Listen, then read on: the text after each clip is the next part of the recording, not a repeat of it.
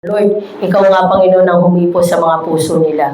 Lord, walang imposible sa iyo, Panginoon. Tunay na, Panginoon, na ang salita mo ay buhay, Panginoon. Na siyang kikilos, Panginoon, sa mga buhay namin. Na magpapabago, Panginoon, ng aming pag-iisip, Panginoon. Lord, Ikaw nga, Panginoon, ay siya, Panginoon, gumabay sa amin, Panginoon. Ano man, Panginoon, na sasabihin ko sa umagang ito, Lord, gawin mong pagpapala, Panginoon, para sa kanila, Panginoon. At dalahin ko, Lord, hipuin mo po, Panginoon, ang aking mga labi, Panginoon. Upang, Panginoon, ang maririnig lamang, Panginoon, ng aking mga kapatid, Panginoon, ay ang kapurihan, kadakilaan mo lamang, Panginoon. Maraming salamat, Lord, sa iyo ko po pinagkakatiwala, Panginoon. Ang mga oras na gugugunin ko, Panginoon, sa pulpitong ito, Panginoon. Hindi ako karapat-dapat, Panginoon. Ngunit, Lord, Ikaw ang aking Diyos na pinagkakatiwalaan. At alam ko, Panginoon, kasama kita, Panginoon, sa umagang ito. Maraming salamat, Lord. Sa iyo po, Panginoon, pinagkakatiwalaan lahat sa pangalan ni Jesus. Amen. So, ito po yung aking title, From Garden to Nation, Being God's Servant. So, review lang po tayo ng kaunti. Alam ko po na tinakal na po ito ni Bishop last week. So, medyo review lang po tayo ng kaunti.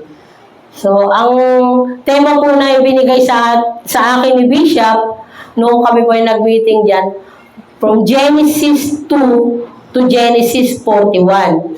So, baybayin po lang na po natin yun. Asan yung aking ko? Okay. Baybayin lang po natin doon. At ito po ay tungkol sa pamamahala. So, sa pamamagitan ng ating pakikinig, makikita po natin ang sarili natin na karapat-dapat ba tayo para maging tagapamahala ng Panginoon.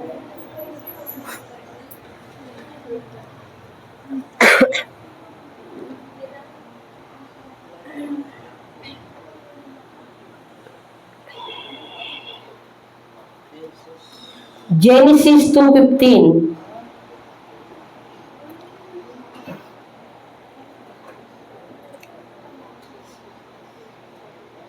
Magsisimula po tayo sa Garden of Eden. So, sabi po dito, at kinuha ng Panginoon Diyos ang lalaki at inilagay sa halamanan ng Eden upang kaniyang alagaan at ingatan.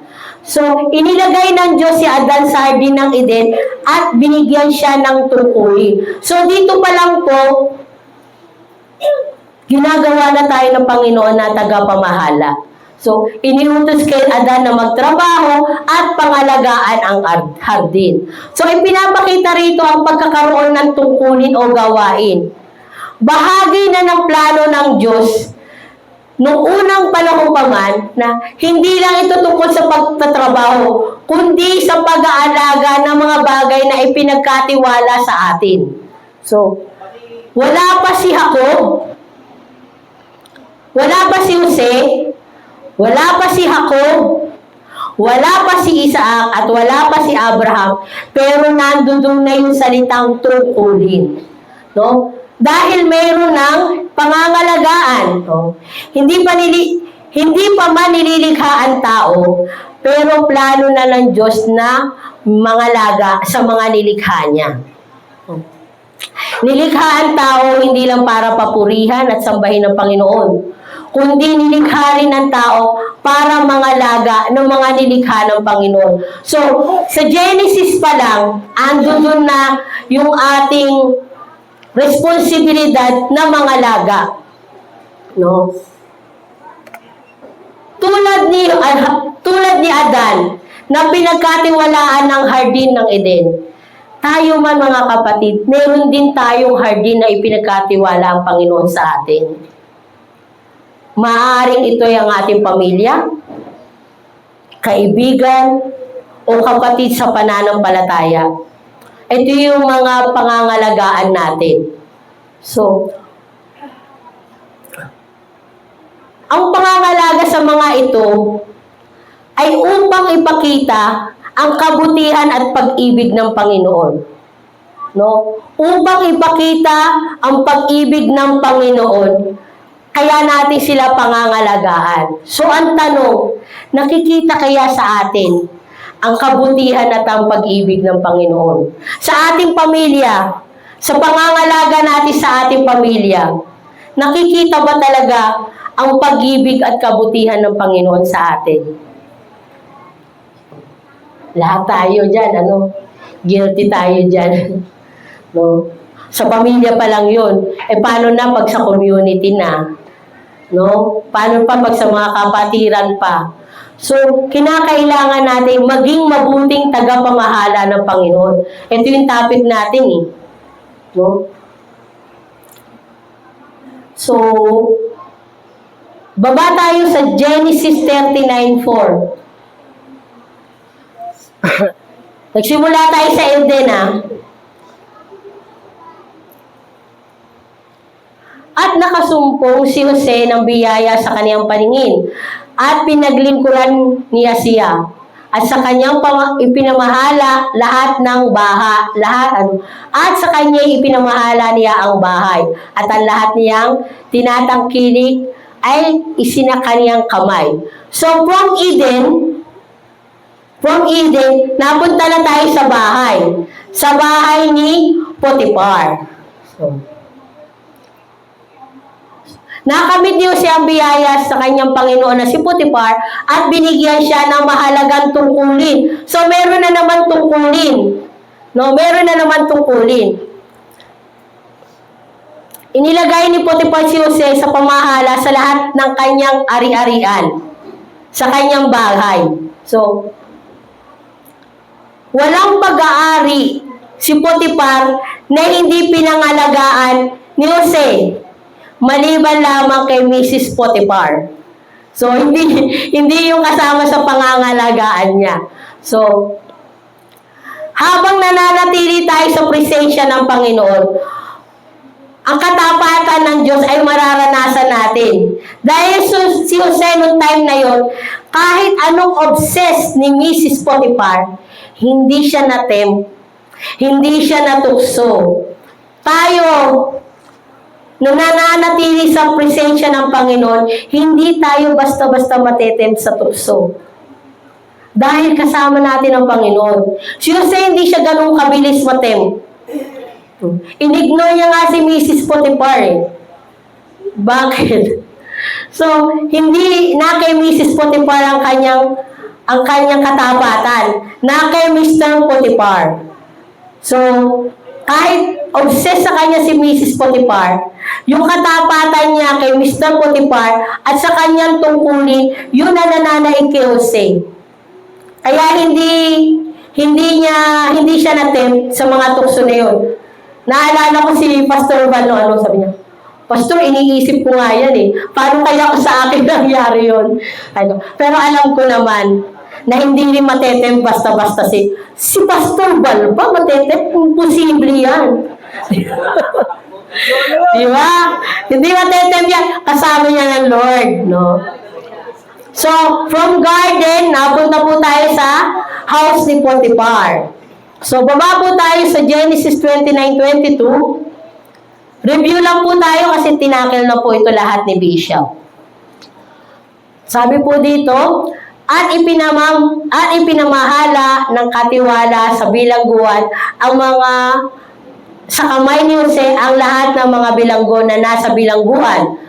At ang lahat ng ginagawa roon ay siya ang gumagawa. So, andito na naman tayo. Meron na naman pamamahala. From garden, napunta tayo sa house. Ngayon, nandito tayo sa prison. Oh. Inilagay si Jose sa bilangguan, ngunit nakatanggap pa rin siya ng biyaya mula sa Panginoon at mga tungkulin. So, lagi tayong may kaakibat na tungkulin. Hindi pwedeng mawala yun. Hindi pwedeng pangangalagaan ka ng Diyos tapos hayahay ka lang. No? May gagawin ka talaga para maipakita mo ang katapatan mo sa Panginoon.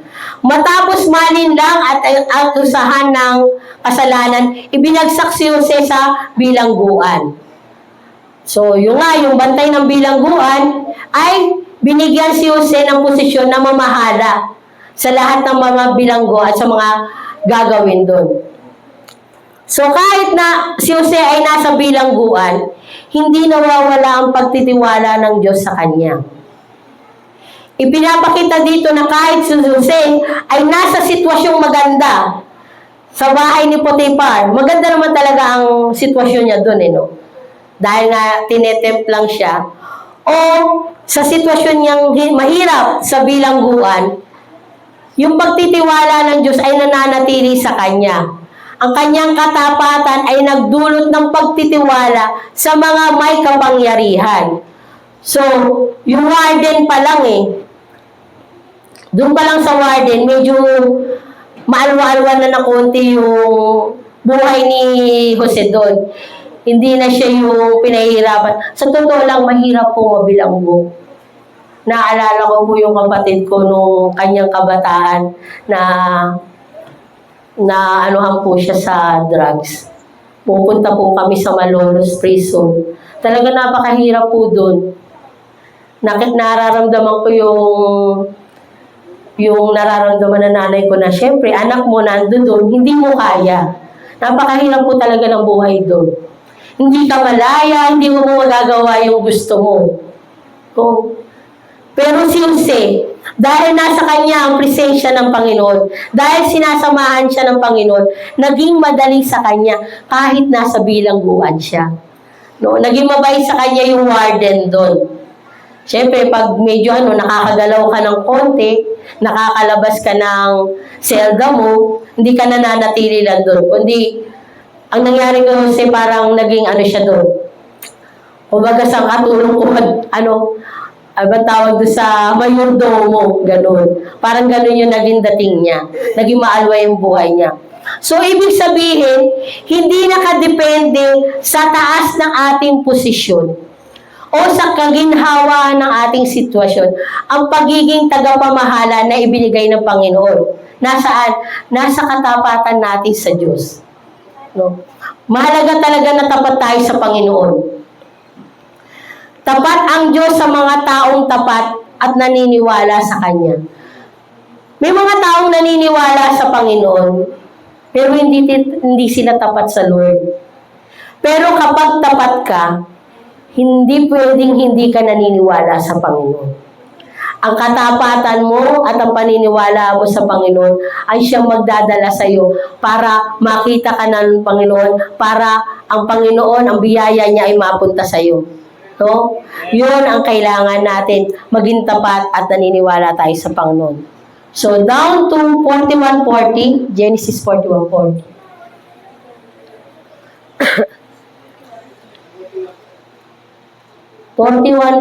babe. Yan. Ikaw ay magpupuno sa aking bahay, at ayon sa iyong salita ay pamamahalaan mo ang aking buong bayan. Sa luklukang hari lamang magiging mataas ako sa iyo. So, from garden, napunta tayo sa house, napunta tayo sa prison, ngayon naman nasaan tayo? Nasa palace na. Nasa palace na si Jose. So, inilagay ng Paraon si Jose sa isang mataas na posisyon ng autoridad sa Ehipto. So, nakita natin paglalakbay ni Jose, no? Mula sa loob ng balon, napunta na siya ng palace, no? Ipinaalam ng Paraon na si Jose ang mamamahala sa kanyang palasyo at lahat ng kanyang mga tao ay dapat sumunod sa mga inuutos ni Jose. So, ganong katindi ang autoridad ni Jose. Lahat ng inuutos niya, hindi pwedeng susuwayin ng mga tao ng Ehipto. Sabi nila, ang utos ng hari hindi mababalik. Pero pagdating ni Jose, ang utos ni Jose hindi pwedeng suwayin. So, ganun po yung naging autoridad ni Jose. Ito po yung kinalabasan ng pagtitiwala at kakayahan na ibinigay ng Diyos kay Jose. Siya ang naging instrumento para iligtas ang maraming tao mula sa gutom. Ipinapakita rito na ang paghihirap na dinanas ni Jose, hindi mo natin tatawagin malas. Hindi po malas yun. Dahil ang paghihirap na dinanas ni Jose noon ay may malaking layunin para sa malaking gawain ng Panginoon. So, hindi po malas ang dinanas ni Jose kung hindi paghahanda sa malaking gawain na inilalaan ng Panginoon. So, yun po yung nangyari kay Jose. Nang maupo si Jose sa mataas na posisyon, hindi lamang siya o ang kanyang pamilya ang nakinabang, kundi yung buong bansa at yung mga karatig bansa. So, nandito na sa nation, no? At yung mga karatig bansa, ganito rin ang hangarin ng Diyos para sa atin. Ang ating pamamahala ay dapat nakakatulong at nagdadala ng pag-asa sa iba. Ang tanong, nagiging pag-asa po ba tayo sa iba? O tayo ang laging nakaasa sa iba? So, i-assess po natin ang sarili natin. Nagiging pag-asa po ba tayo sa iba? Huwag lang po laging in terms of financial. No? Kasi ang financial napakadali pong i-provide. Maging masikap lang tayo, maging matyaga lang tayo, huwag tayo magreklamo. Napoprovide natin ang financial. Pero yung pag-asa na dadalhin natin para sa iba, yun yung kailangan natin at yun yung hihingin natin sa Panginoon. Dahil kung pag-asa lang mula sa atin, baka kulangin. Pero ang pag-asa na hihingin natin sa Panginoon, sapat-sapat at higit pa. Yun ang kinakailangan natin. Kaya, napakabuti natin kapag ang pag-asa natin, ang Lord. Huwag tayong umasa sa sarili natin. Sa Lord tayo umasa. So, yun po yung buod nung tinalakay po ni Bishop pampahaba. Para, ano lang po, para kumbaga marinyo lang po yung ating kaisipan. So, eto na po, dito na po tayo. Diyan na ba kayo, ano nga yung Tito 1:7-9.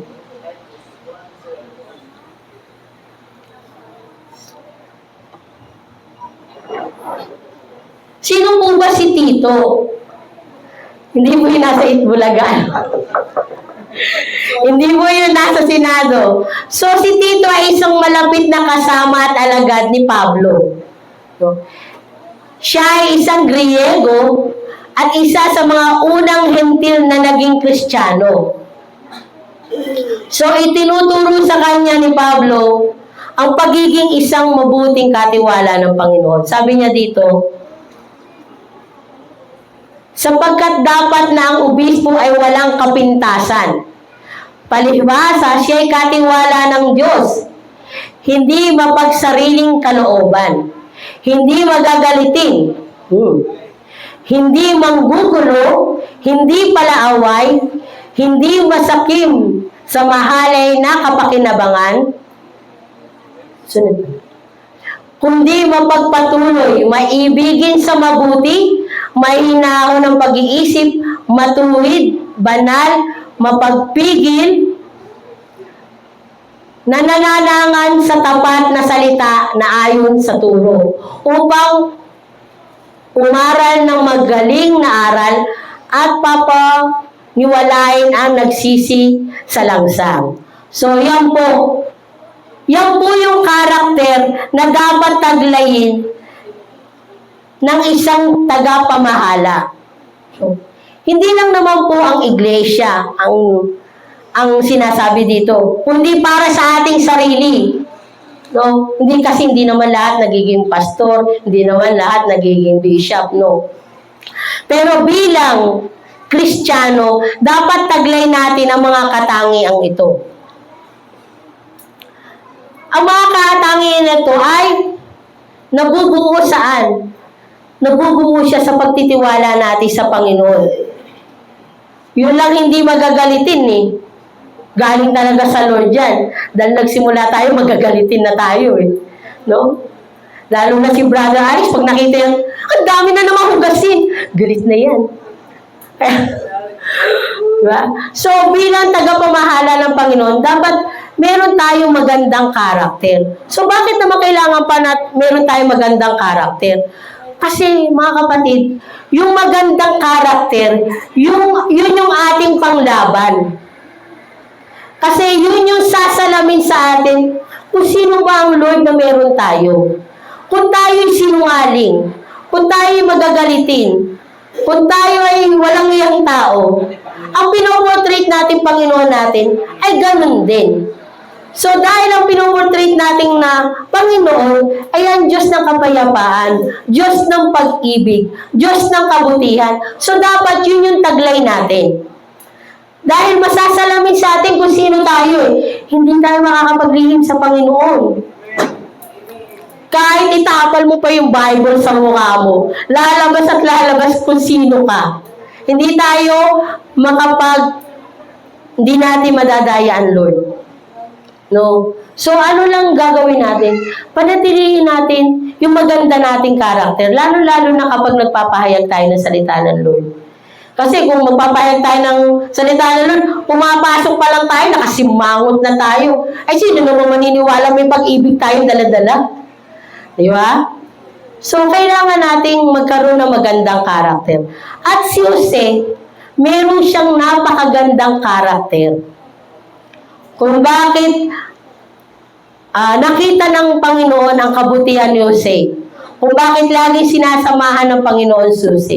So, ito po yung tatalakayin natin ngayon. Ang magandang karakter ni Jose, kung paano niya pinamahalaan ang buong Ehipto at ano yung katangian na nakita ng Panginoon sa kanya. So, yun po yung tatalakayin natin. Ang pamamahala ni Jose ay batay sa karunungan ng Diyos.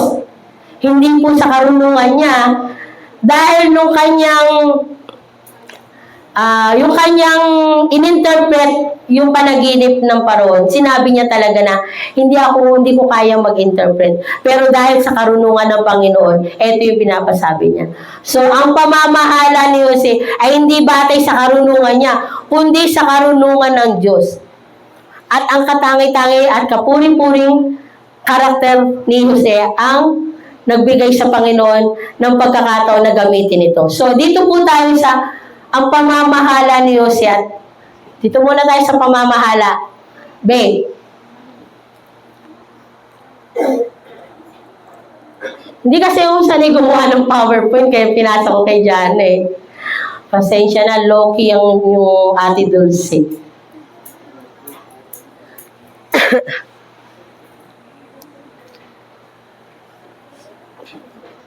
Babe, doon tayo sa pamamahala.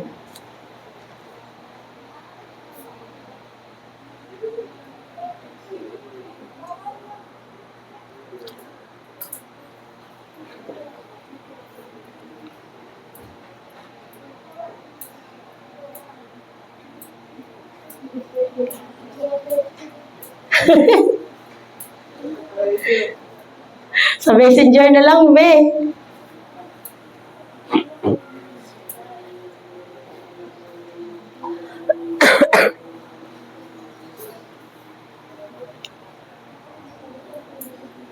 So, paano pinamahalaan ni Jose ang buong Ehipto at ang karatig bansa nito? Number 1, pagbubuo ng plano. Kailangan may plano. Hindi pwedeng basta-basta na lang. Nawala na.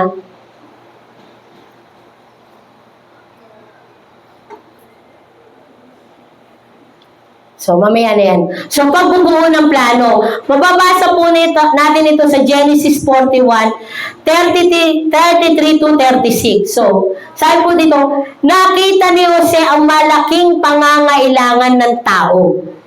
So, kikita natin yung yung mata ni Jose. Iba talaga yung mata ni Jose. Mas matindi pa sa mata ni Superman. So, nakita ni Jose ang malaking pangangailangan ng mga tao. So, binibigyan din dito na kailangan maghanda bago pa man dumating ang taggutom. Dahil doon sa panaginip ng Paraon, mayroong tagsagana at mayroon ding taggutom. So nakita ni Jose yung malaking pangangailangan ng tao dahil may darating na taggutom. So ito po yung plano na nabuo niya. Pangalawa, nagbigay si Jose ng tiyak na hakbang. So yung aksyon ni Jose, pulido. Klarado yung aksyon ni Jose. Inimungkahi ni Jose na pumili ng mga matatalino at tapat na tao para pamahalaan ang mga probinsya at ang pag-iimbak ng mga pagkain. So, malaking ano to, hindi lang to basta starving, kundi widespread famine. Taggutom talaga, malawakan taggutom. So, habang ginagawa ko to, napaisip ako. Sabi ko, paano kaya kung sa Pilipinas nangyari to? Meron kaya tayong matatagpo ang matatalino at tapat na mamamahala sa atin? Marami siguro matatalino, pero yung tapat, hindi tayo sigurado doon. Flood control nga, naibubulse. Eto pa kayang 7 taon na taggutom? Hindi lang po siya basta seasonal na taggutom, kundi buong season, buong taon, 7 taon na taggutom. Nawala na siya. So, 7 taon na taggutom. May matatagpuan kaya ang Pilipinas na mamahala sa atin. Meron kayang Jose na tatayo sa Pilipinas kapag naranasan natin ang ganitong taggutom.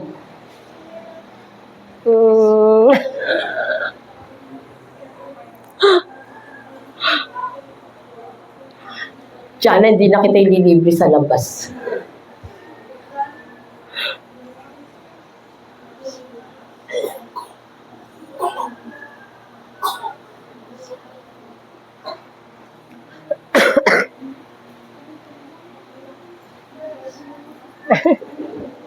Okay na. Doon tayo sa pamamahala na. Ayun, yun na. Ayun, pagbuo ng plano. So, nakapaloob dyan yung nakita ni Jose yung malaking pangangailangan ng mga tao. Pangalawa, nagbigay si Jose ng tiyak na hakbang. So, kailangan merong tiyak na hakbang. Hindi ka pwedeng magkamali. No? Dahil kapag nagkamali si Jose, bagsak ang Ehipto, wala nang tutulong sa mga susunod na mga bansa.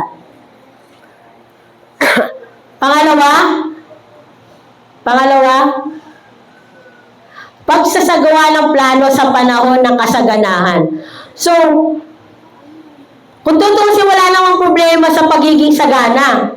Ang magiging problema lang siguro ni Jose dyan, yung mga maiimpatyo. No, yun lang. Pero kailangan pa rin niyang paghandaan. Kailangan pa rin niyang paghandaan itong kasaganahan na to. Anong ginawa ni Jose? Una, sistematikong pag-iimbak. Meron siyang system. No? Nag-iimbak siya ng maraming bigas sa lahat ng sulok ng Ehipto. Hindi po sa bahay ni Jose. No? Hindi katulad ng mga naririnig natin, mga namumuno sa atin, na ang mga iniimbak nasa bahay nila. Pero si Jose hindi po. Wala po sa bahay niya. Nasa mga sulok-sulok ng Ehipto, inayos ng maayos at may katalinuhan. So, walang kurap. Bawal ang kurap. Sana ganito yung Pilipinas, no? Pag ganito siguro yung Pilipinas, walang mapayat sa atin. So, jackpot ang Pilipinas kapag nagkaroon tayo ng isang Jose na presidente. Amen? So, ano pa yung ginawa ni Jose? Pagpapalakas ng produksyon. Sinisiguro ni Jose na yung mga tanim na maaani ay husto at sapat na may stock para sa darating na taggutom. Kasi yun yung mas pinaghahandaan eh. Yung taggutom. Ang tagal nun, 7 years. So, yun yung pinaghahandaan ni Jose. Pangatlo, pamamahala sa panahon ng taggutom. Eto na. Mababasa po natin ito sa Genesis 41, 53 to 57. So, andito na, lumabas na yung katalinuhan talaga ni Jose. Talagang inilapit niya na to sa Panginoon, iniluhod niya na. Kasi kung sa kanya lang, hindi niya kayang planuhin ito. Pero dahil kasama ni Jose ang Panginoon, walang imposible. Lahat nagawa niya. No? Una, pagbibigay ng pagkain sa tamang paraan. So, hindi si Jose nagbibigay ng libre at basta-basta lang. No, talagang may kapalit. Kundi nagtakda si Jose ng patakaran para mapanatili ang kaayusan at sapat na supply. So, hindi siya basta-basta nagbibigay lang. Kasi nga matalino yung kanyang aksyon. No? Iniisip niya, kung ibibigay niya lahat yun, paano sa mga susunod? So, ibinigay niya lang yung karapat-dapat na kailangan talaga ng tao. Pangalawa, pakikipag-ugnayan sa ibang bansa. Nangangailangan ng ibang mga lupain ng pagkain. So, dumadagsa na. Hindi lang buong Ehipto. Pati yung mga karatig bansa, pumupunta na rin sa Ehipto. At tinutulungan nila sila ni Jose na nagdulot ng malaking paggalang sa bansa. So, hindi nga saking si Jose. Hindi niya sinabi na eto para lang sa buong Ehipto. Na yung iipunin niya para lang sa Ehipto. Hindi. Dahil ang kanyang vision ay para sa lahat. Sa lahat ng magugutom. Hindi lang para sa kanya o sa kanyang pamilya, kundi sa lahat ng magugutom. No, kaya yung mga karatig bansa na talagang nakaabot din ng famine, ng gutom, sa kanya rin lumalapit. At lahat yun ay naisupply ni Jose. Bakit? Dahil sa karunungan binigay sa kanya ng Panginoon. Dahil yung malaking responsibilidad na yon, kung sa sarili lang ni Jose, hindi niya kakayanin. Pero dahil ang Panginoon ang katuwang ni Jose, walang imposible. Lahat magagawa niya. So mga kapatid, walang imposible sa gusto natin mangyari. Kung gusto natin magpahayag ng salita ng Lord, magagawa natin. Basta hayaan lang natin kasama natin ang Panginoon. At number 4, sa pamamahala niya, no? Mga prinsipyo ng kanyang pamamahala. Una, katotohanan at paghahanda. Hindi siya umasa sa tsansa lang. No? Hindi umasa si Jose sa tsansa.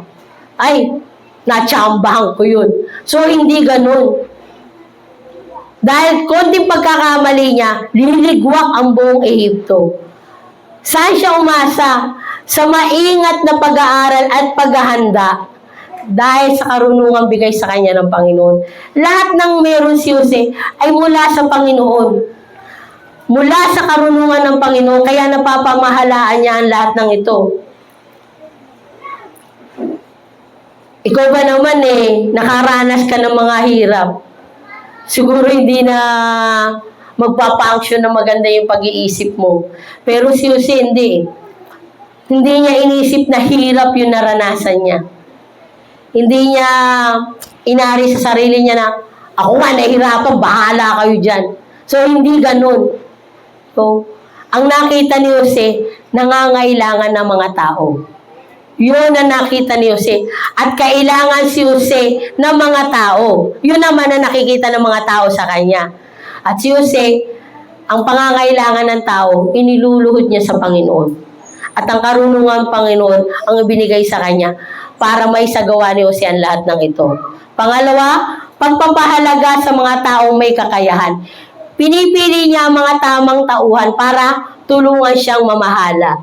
So, hindi siya yung apology. Ako na lang, ako pa rin. Ako na lang lagi. So, hindi siya ganun. No? Binibigyan niya ang tsansa ng mga tao na makatulong din sa kanya. Hindi nga kasi siya sakim, lalo na pagdating sa otoridad. Hindi niya, ibinigay sa akin tong authority na to, ako lang dapat. So, hindi ganun si Jose. No? Pumili rin siya ng mga tao makakatuwang niya. At dahil matalino si Jose, syempre, ang pipiliin niya matalino rin para makatulong sa kanya. Pero wala naman sinabi sa Bible na ang pinili niya, mga kapatid niya, di ba? So, walang dynasty sa sa Egypto noong mga panahon na yun. Ang pinili ni Jose, yung mga makakatulong sa kanya. Kasi matalino siya. Excuse lang po.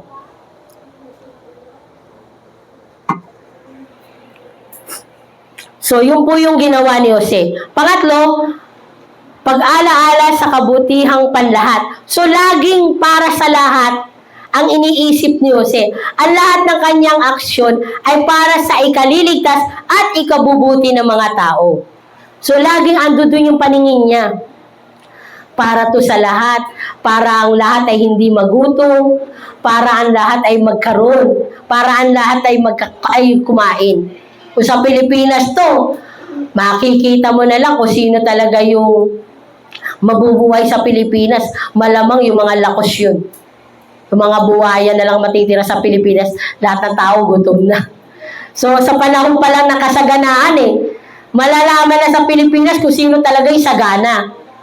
Pagdating sa taggutom, yun na. Magkakakilala na. Pero si Jose, hindi yun na inisip niya. Ang isip ni Jose, para sa lahat. Wala siyang itinatangi para sa lahat.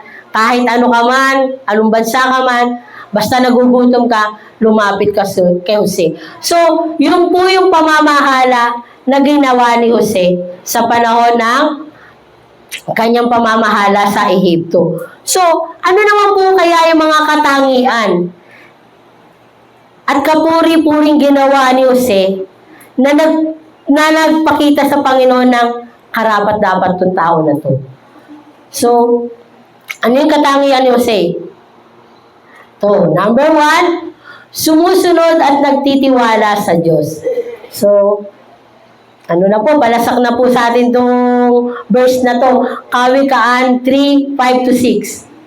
May pa flash ba? Hindi na. Okay lang. Sige. So, pakibasa na lang po. At kung may mali po dyan na verse, chat lang po kayo sa akin. Po-forward ko kay Bishop. So, sumusunod at nagtitiwala sa Diyos.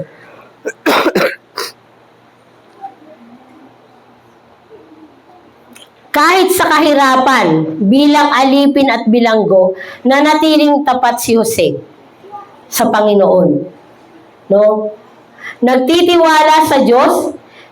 Nagtitiwala siya sa Diyos dahil yung panaginip ng Paraon na sinabi niya, hindi talaga galing sa kanya, kundi galing sa Panginoon. Hindi sa kanyang sariling karunungan lang. Kaya, sumusunod siya at nagtitiwala sa Diyos. Dahil alam niya, ang Panginoong Diyos, ang tangi makakatulong sa kanya sa lahat ng kakaharapin niyang pamamahala sa Ehipto. So, dito pa lang, makikita na natin kung anong klaseng tao si Jose. Makikita na natin kung saan nakasalig ang pananampalataya ni Jose. No? Sumusunod siya at nagtitiwala sa Diyos. Pangalawa, may katiyakan at kakayahan sa lahat ng gagawin. So, mababasa po natin dyan sa Colossus 3:23-24 at Kawikaan 22:29. So, sa lahat ng pinagagawa sa kanya, nagawa niya ito ng mabuti dahil ang Diyos ay kasama niya. So, hindi niya magagawa ito sa sarili niya lang kakayahan, kundi dahil kasama niya ang Panginoon. Ang mga pinuno, yung mga may kapangyarihan, si Potiphar, yung warden, at ang paraon, ay nagtiwala sa kanya dahil sa kanyang husay. So makikita natin, yung Potiphar, si warden at saka ang paraon, ang nakikita nila yung husay ni Jose. Yun na nakikita nila yung husay ni Jose. Si Jose naman, ang nakikita ni Jose, yung karunungan ng Panginoon. No, iba yung mindset na nakikita ng mga nila Potiphar, iba rin yung mindset na nakikita ni Jose. So, ang tao nakatingin lang sa gawa ng tao. Pero ang tao na may pagtitiwala at tapat sa Panginoon, nakatingin sila sa gawa ng Diyos. So, sa gawa ng Diyos, doon nakatingin. So tayo, saan ba tayo nakatingin? Pag minsan meron tayo nakikita na hindi natin gusto, parang nabibigay na agad tayo ng conclusion, no? Hindi pa man dating kilala yung mga tao na to. Pero si Jose, nangyari sa kanya, inulog siya sa balon, ipinagbili siya, doon wala siyang reklamo eh. No? Siguro tayo, kung inulog tayo sa balon, ay malamang putot kutsinta na yan. No? Pero si Jose, mula doon sa balon, ipinagbili pa siya, wala siyang reklamo. Hindi siya nagre-reklamo. Hindi rin siya umangal nung siya ay ipinakulong, dinala sa bilangguan. Hindi na siya umapila sa sa mataas sa hukuman, no? Wala lang ganun, tinanggap niya eh. Tinanggap niya lahat ng hirap na dinanas niya. Dahil naniniwala siya na may magagawin ng Panginoon sa kanya. Doon siya nakatingin eh. Doon sa kayang gawin ng Panginoon. Hindi doon sa nararanasan niyang hirap, kundi doon sa alam niya na may gagawin ng Panginoon sa kanya.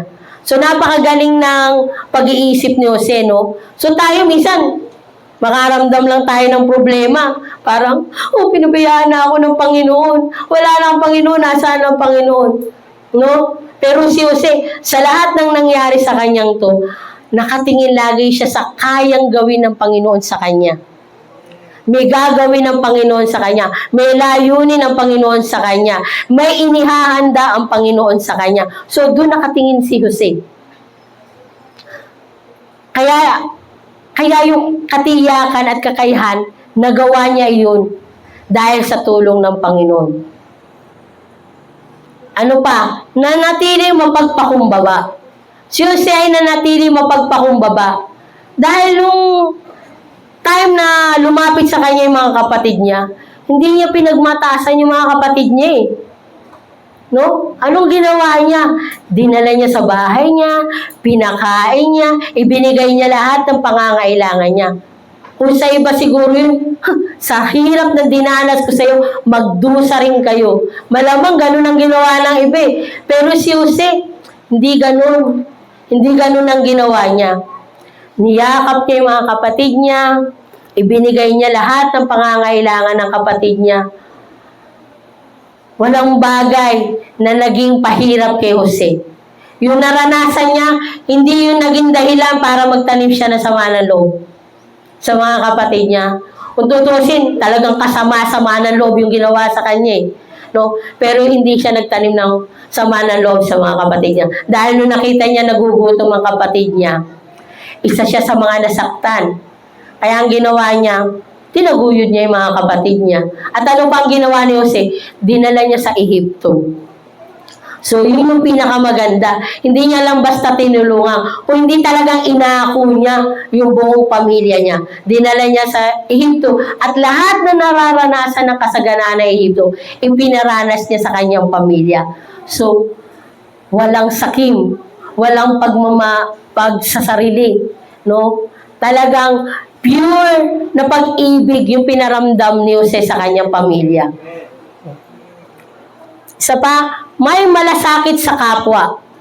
Mababasa po natin yan sa unang 1, 3:17-18. Ang kanyang plano ay hindi para sa sarili niyang kapakinabangan, kundi para sa ikabubuti ng lahat ng tao sa Ehipto at sa mga karatig bansa. So, ang plano niya, para sa lahat. Hindi lang para sa sarili niya. Para sa lahat. Dahil alam niya, nangangailangan ng lahat. Unang-unang plano nga niya, nakita niya doon yung malaking pangangailangan. So, kaya ang ginawa niya, gumawa siya ng mabuting aksyon para itong mga mga tao nangangailangan, matugunan niya. So, walang ginawa si Jose na hindi nabiyayaan ng lahat. Lahat ng ginawa niya, nasakop niya ang buong Ehipto, maging ang labas ng Ehipto, lahat ito ay mabiyayang napagtagumpayan ni Jose dahil sa tulong ng Panginoon. Lahat yan, ginawa ni Jose dahil sa tulong ng Panginoon. Dahil kung sa sarili niya lang, hindi niya siguro magagawa to. So, ano yung aral na makikita natin mula kay Jose sa panahon nating ito ngayon? So, andito na tayo sa panahon natin ngayon. Malapit na po tayo matapos. Ang tamang pamamahala ay nagsisimula sa pagtitiwala sa Diyos. Hindi ka makakapamahala nang hindi ka nagtitiwala sa Diyos. Ang karunungan ng Diyos ang siyang pundasyon ng mabuting pamamahala. Pag sarili mo ang daladala mo, hindi mo kayang mamahala. Kapag sarili mo ang daladala mo, kahit anong ganda na salita ng Lord, hindi mo maibibigay ng maayos sa tao. Bakit? Sarili mo yung dala mo eh. Hindi mo naman salita yan, pero daladala mo sarili mo. Pero kung ang Diyos ang daladala natin, walang imposible. Walang hindi kayang gawin ng Panginoon, basta sumusunod tayo sa Kanya. Number 2, ang katangiang kinalugdan ng Diyos ay mahalaga sa paglilingkod. Ang katapatan, pagpapakumbaba at malasakit sa iba ay nagpapalakas ng ating kakayahan na mamahala. So, kapag hindi natin kayang magpakumbaba, kapag wala tayong katapatan, kapag hindi natin kayang mamalasakit sa iba, hindi po tayo karapat-dapat na maging tagapamahala ng Panginoon. Paano ka mamamahala kung wala kang malasakit? Paano ka mamamahala kung hindi ka tapat? Paano ka mamamahala kung hindi ka marunong magpakumbaba? Ano, lagi na lang ikaw ang tama? Diba? Sa pamamahala, kailangan may katapatan. Hindi mo mahalaga kung ikaw naman ang bababa para ubutin ng mga tao. Ang mahalaga doon, nababa mo sila. Ang mahalaga doon na ipakita mo malasakit mo sa kanila. Hindi mo pwede sabihin, pastor ako tapos ako bababa sa kanila. Ay, swerte mo. Si Lord nga bumaba para dito, para maglingkod eh. Tapos ikaw ayaw mong bumaba. Kahit mali ka na, hindi ka pa bababa. So, hindi po gano'n ang tunay na pamamahala. Kailangan, kahit nasa mataas ka, kapag mali ka at pinuna ka ng kapwa mo, kailangan tanggapin mo. Sabi nga ni Brother Gang nung nakaraan, masakit kapag kinukorek, tama. Pero masarap kapag nasasaktan tayo. Bakit? Kasi tumatalab pa yung salita ng Lord sa atin. Kapag hindi na tayo nasasaktan, mag-isip-isip ka na. Baka hindi na Lord ang Panginoon mo. No? Mag-isip-isip ka na. Mas magandang nasasaktan ka sa salita ng Panginoon. Kahit masakit tanggapin mo kasi yun ang totoo. Kapag di ka nasasaktan, ano ka, AI? So, pangatlo po, mahalaga ang paghahanda at pagpaplano. Dapat tayong mag-isip na maaga at gumawa ng aksyon para harapin ang mga darating na hamon at pagsubok.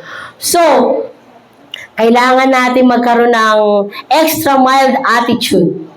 No? Kailangan, sa pagpaplano natin, meron na tayong paghahanda. So, dapat, maaga pa lang, kung alam mo magkakaroon na ng problema, iayos mo na. Oh. Kung nakakaramdam ka na ng parang kakaiba, parang magkakaroon ako ng problema dito sa kapatid ko, to parang medyo nasaktan ko. Babain mo na. No? Magpakumbaba ka na. Minsan, ang pagpakumbaba, hindi yan na nagdadala ng astig sa atin. No? Dahil ang astig, yung marunong kang bumaba sa kung nasaan ka para abutin ng tao. Yun yung astig. Ang astig, yung alam mong meron Lord, pero nagpapasakop ka sa Kanya. Yun yung pagiging astig. Pero yung sasabihin mo na, ayoko nga, ang taas-taas ko sa Kanya, tas bababa ako. So, hindi po. Hindi tayo nagiging magandang ehemplo. Sabi ko nga kanina doon sa verse, doon sa Tito, kailangan natin taglayin ang mga karakter na iyon para masalamin sa atin, sa ating sarili, kung sino ba ang Panginoon natin. Makikita yan, mahahayag yan. Kung ang bit-bit mo ang sarili mo, problema ka. Pero kung ang bitbit mo yung Panginoon, masasalamin sa'yo, itong Panginoon na to sinasamahanan. Itong tao to sinasamahan talaga ng Panginoon to. At naniniwala ako, wala kang shesheran na hindi tatanggap sa Panginoon. So, matapos po natin marinig ang aral at katangian ni Jose, kamusta po tayo ngayon? Masasabi ba natin sa ating sarili na isa tayong mabuting tagapamahala? Ako nga, inassist ko yung sarili ko dito. Isa ba ako mabuting tagapamahala? So, tayo po ang lalapit sa Panginoon. Tayo ang kukonek sa Panginoon. Tayo ang magtatanong sa sarili natin kung naging mabuti ba tayo. Sasagot naman ng Lord sa atin eh.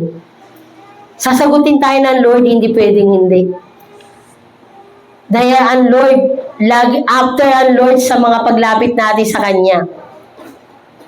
Walang paglapit natin na hindi tutugunin ng Panginoon. Kaya, kung ma-assess natin ang sarili natin, kung tapat ba tayo para maging tagapamahala ng Panginoon, nasa sa atin na po yan. Ang mahalaga, importante. So, ito po yung iiwanan ko po salita bago ko po tawagin si Bishop. God's plan is always on time. And God's time is always perfect. Magandang umaga po sa inyo lahat. To God be all the glory.